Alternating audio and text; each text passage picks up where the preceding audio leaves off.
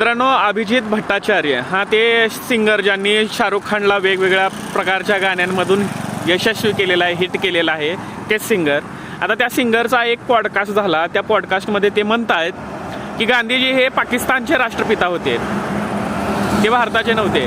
आता त्याच पॉडकास्टमध्ये जो पॉडकास्टर आहे तो त्याला समजावून सांगण्याचा प्रयत्न करतोय की असं नाही आहे. G20मध्ये जवळजवळ 20पेक्षा जास्त देशातील लोक आले होते आणि ते सर्व महात्मा गांधी यांच्या चरणासमोर नतमस्तक होत होते असं म्हणत होते.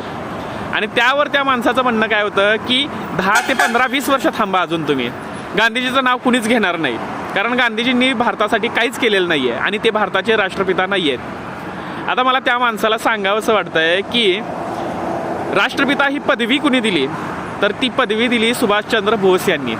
हे आठवण ठेवणं गरजेचं आहे. आणि त्या माणसाला म्हणजे किती प्रमाणामध्ये झुकावं एखाद्या सत्तेसमोर, RSSच्या आणि BJPच्या सत्ताधारी लोकांची लालूचपणा किती करावं हे समजायला पाहिजे. आणि एखाद्या माणसासमोर अख्खा देश जर झुकत असेल, वेगवेगळ्या प्रकारचे देश जर झुकत असतील, तर तो माणूस खराच मोठा आहे.